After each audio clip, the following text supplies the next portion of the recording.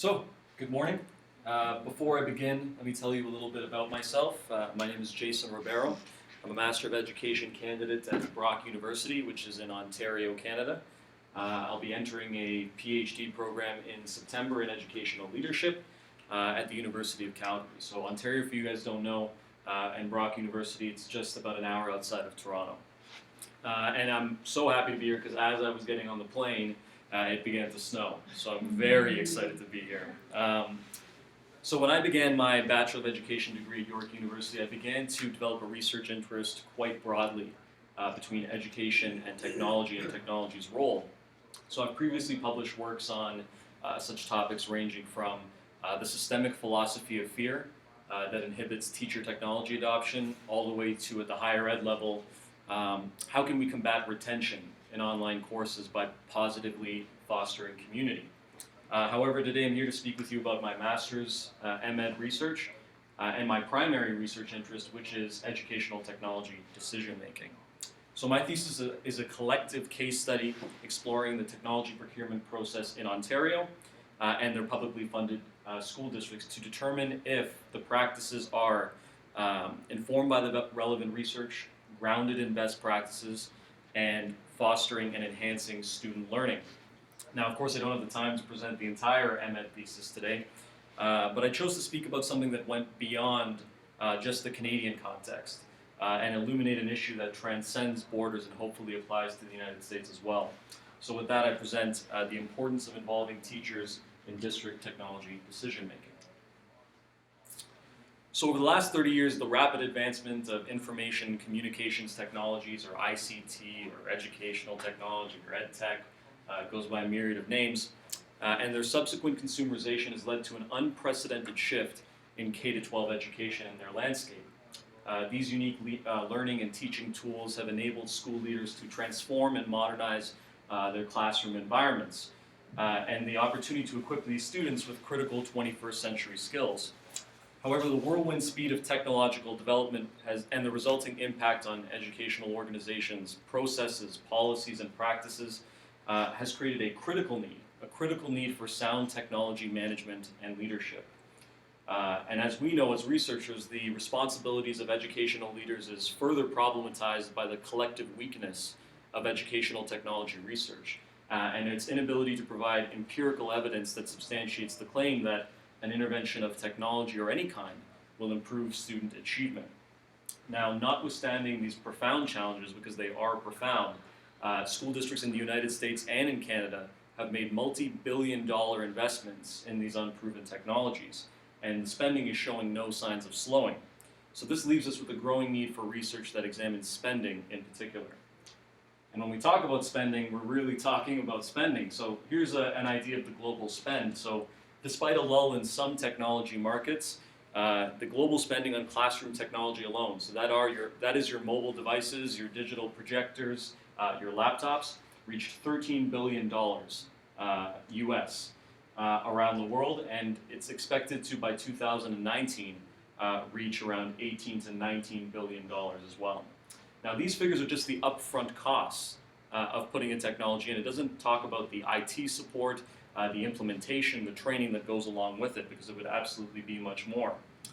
Now, to give you a Canadian context, we're still in a state of significant transition. And like other things, we kind of watch the United States do things and politely step back and watch for about 8 to 12 months, and then we'll kind of adopt it very slowly, very politely as well. But that's the key thing here. So there's a lag of 8 to 12 months where we're watching what the United States is doing and using it to inform our practice. Now, while a district's expenditures on technology are publicly available, so from your state department or from the school districts themselves in their annual budget reports, it's often hard to differentiate between what is a AV equipment, what is an educational technology, what is a technology that the organization is using at that level. And another reason that they have to solve this kind of issue is because they need to bring in the role and enhance the role of stakeholders. Now, when I say stakeholders, I'm talking about your teachers, your administrators, your community leaders, your parents, so that they can trust the system is adequately addressing the need for critical technology leadership and the development of 21st century skills for students. So if I can just look at the first slide here, this was conducted in the early 2000s and was giving a forecast of EdTech spending.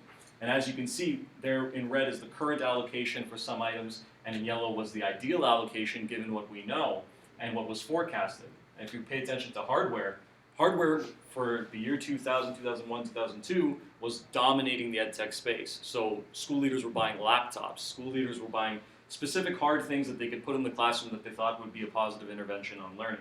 In reality, they were almost spending double what they should have. And if you draw attention to professional development, only 8% was allocated compared to the 20% that should have been needed to effectively instruct students using that technology. Now, how does that affect the market share? Well, look at the market right now. Conveniently, in the 2000s, venture capital was flowing into that space because of all the hardware being purchased. Everyone was buying desktops. Everyone was transforming classrooms into computer labs. But then when they realized after 3 years that all the junk that they had bought was obsolete, they stopped and venture capital slowed, but then the iPad was invented, tablets, 3D printers, and now we're seeing a new peak in the US venture capital investment as well. So without research-validated approaches, government assistance, and professional guidance supporting technology acquisition, frivolous spending, wasted time, and more importantly, technological chaos can result. And this is the kind of chaos that I'm discussing.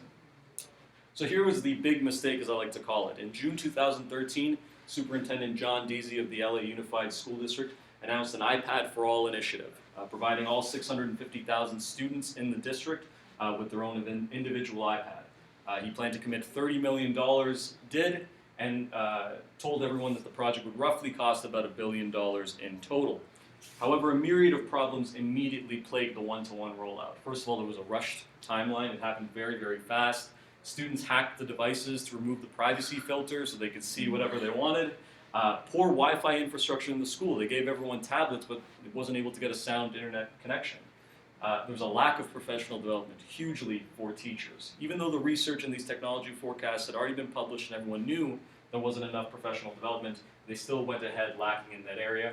And finally, there was a controversial bidding procedure between the district and Apple, and the district and software content provider Pearson. Now, simultaneously, if this wasn't enough, the district decided to revamp its student information system. So Chief Information Officer Ron Chandler underwent a huge revamp of the entire system, and that was also plagued by problems.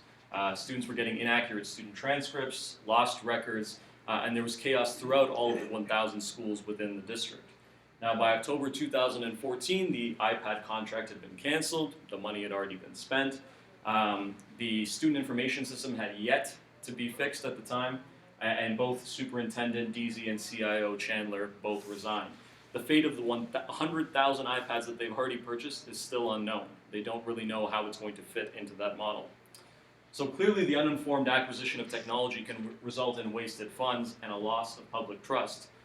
So despite this growing interest in educational technology, quite broadly, we're here at a National Technology and Social Science Conference, spending, procurement, acquisition continues to be overlooked for more glamorous topics. But as you can see, with the amount of money that we're spending, clearly we need to reshift our focus. And that brings you to the purpose of my study. So as I said, with limited resources and funding, school district leaders need to ensure that they are making fiscally responsible decisions and implementing technology plans that positively impact student learning. Now, the horror districts, like I talked about with LA Unified, are becoming more and more frequent. They might not grab the headlines that LA Unified did, but they are happening in Canada and the United States especially. Too often, according to Fullen, the pedagogy has been undervalued or ignored, and the technology on its own is failing to deepen and accelerate learning. These are costly mistakes, both socially and financially, not just in this realm. Students and teachers, the opportunities those funds could have provided, a breakfast program, an enhanced arts program, etc. Therefore, the purpose of this research was to explore the decision-making process behind tech acquisition in Ontario's publicly funded school districts and how senior leaders are responding to the challenges of providing 21st century resources to students. Specifically, the study examines the procurement, which is the actual spending, the governance, the assessment, both technical and academic, how a device is running, but also how students are interacting with the device, and the return on investment measures utilized by school districts in their implementation of educational technology. Now, let's bridge a little bit of this US-Canada gap. So, this is the Ontario context. Ontario has the largest number of students in public school of any Canadian province. With more than 2 million public school students, its school system is larger than those of 45 states, and the District of Columbia. So to put this into context, Ontario looks a lot like Florida. We have 2.1 million students spread across 72 publicly funded school districts. Florida has 75 school districts for its 2.6 million. And you can see that difference in organization where New York State has the same amount of students, but it's over 700 school districts purchasing technology. Now, historically, this province has been reluctant to invest heavily in educational technology. Again, politely waiting and watching what happens in the US. But now, despite a history of high academic performance, Ontario students perform some of the best in the world, top 1-2%. In fact, Michael Fullen, who has a large role in the Ministry of Education in Ontario, actually is working with LA in the US in a lot of their technology plans and how they can highlight the pedagogy. So despite our history of high academic performance, our math scores are starting to slide down, and stakeholders in the province are looking towards a sustained improvement that shifts our focus and our performance from great to excellent, while ensuring that we're not selling the farm to get there and spending frivolously. So what are the research questions? Well, the following question provided the overall direction for the study. Very simply, how do Ontario's publicly funded school districts make decisions on acquiring technology for their school systems? Now, while school boards are making increased efforts to engage their stakeholders, and in years past they've been doing so as well, taxpayers still in the US and Canada are largely in the dark about how this process exists. We just assume that this device or this box is in our classroom and we'll use it and that's great, but the behind-the-scenes dealings and boardroom interactions are largely kept in the dark. So I needed several sub-questions to guide this investigation. For the purposes of this presentation, I'll only highlight this one, which is what are the most important factors senior leaders consider when procuring educational technology? And most importantly, is this supported by relevant research? Well, let's go to the research. And I'll begin with a quote before I look at the actual documents. This comes actually from US Secretary of Education Arne Duncan. But as we're learning in the US, it's important always to start with the education challenge, and then determine which technology, if any, meets the needs and adds value to other solutions. It's tempting to make it about new and glamorous gadgets, but that can distract from simpler and more effective approaches. Now, in evaluating Duncan's address at the 2013 Global Education Summit, it is clear that the US is still learning from past mistakes and missed opportunities when they've tried to marry education and technology. His emphasis on addressing the educational challenge is echoed in much of the new research surrounding technology implementation and pedagogy. But while statements like this are promising in that they show a renewed focus and he's saying all of the right things, stakeholders are still kind of unimpressed. Many feel that while the education system is refining the need and delivery of education and pedagogy, the classroom is no more relevant now than it was before in our traditional seating and models, but we're doing it in a way that engages students. We're able to have learning management systems online and engage our students that way. They're content with that.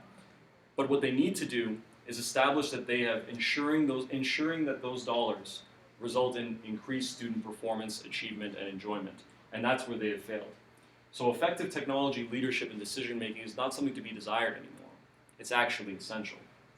So let's look at the literature. So when we look at the technology procurement and spending literature, there are three key factors. One is total cost of ownership. Kruger highlights the need for senior leaders to know all of the costs, not just the upfront costs when they embark on a technology rollout and purchase. This can include implementation, professional development, training, etc. Next is sustainable funding. This is key. In order for school districts to avoid implementation failures, they need to determine whether the amount of funding they have and will have in the future is enough to sustain the project. You can't spend tomorrow's money today not knowing where the money is and where you'll have it. And here's what's actually ignored too often is the organizational vision. In business they talk about it a lot, but when you look at these large-scale acquisitions in large-sized school districts, organizational vision is often ignored. If a technology does not fit within the organizational culture of an organization, you simply must not purchase it. Even though it's good, even though it's great, even though it's the latest trend, if it doesn't fit within the contents of the organizational goal that you've defined, don't buy it.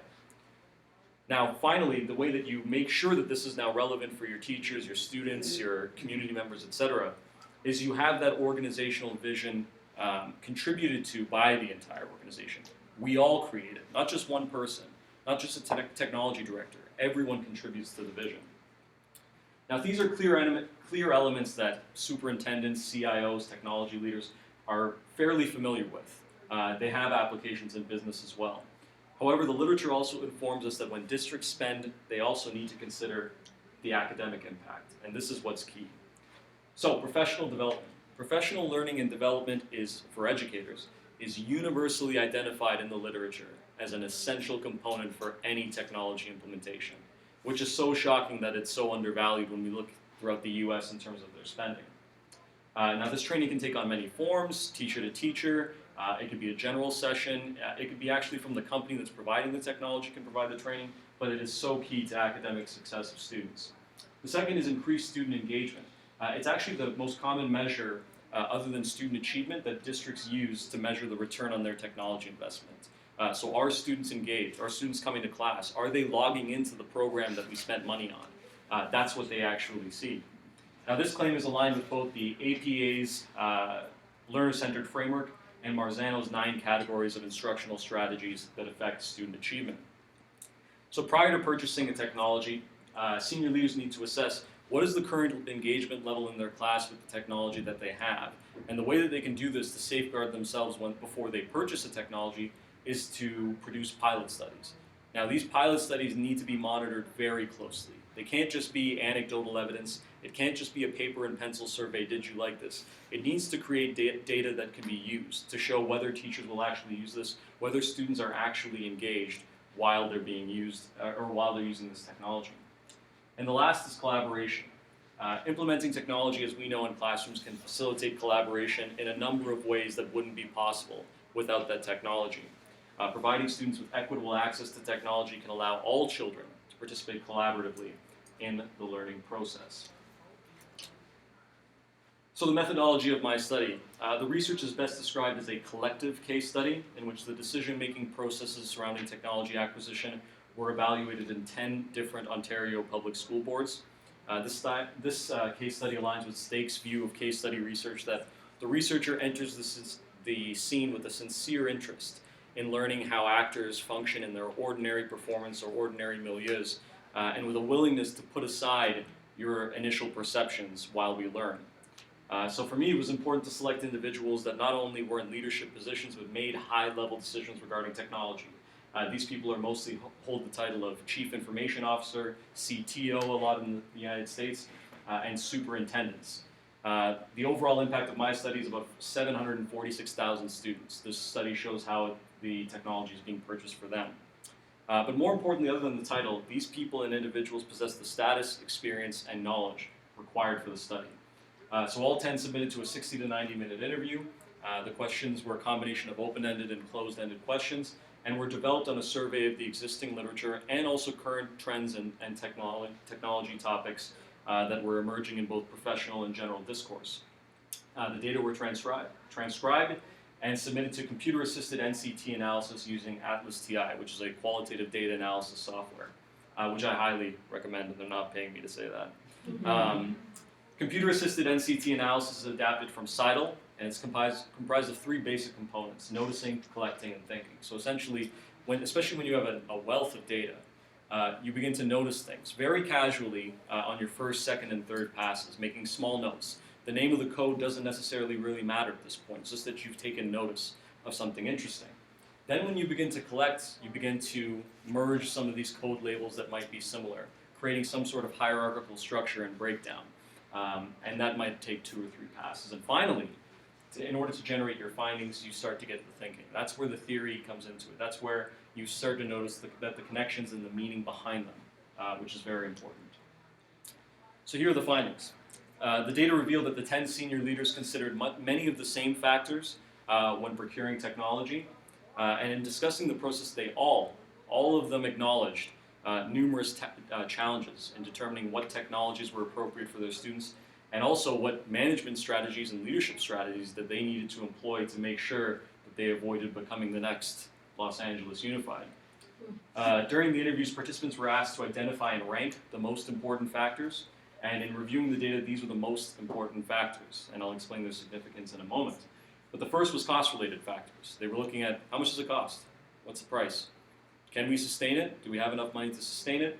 And finally, can we actually save money by implementing this? Can we do away with our hardcover textbooks instead of paying Nelson an arm and a leg? Can we create an e-textbook? Is their rate better? That was the first thing they thought about.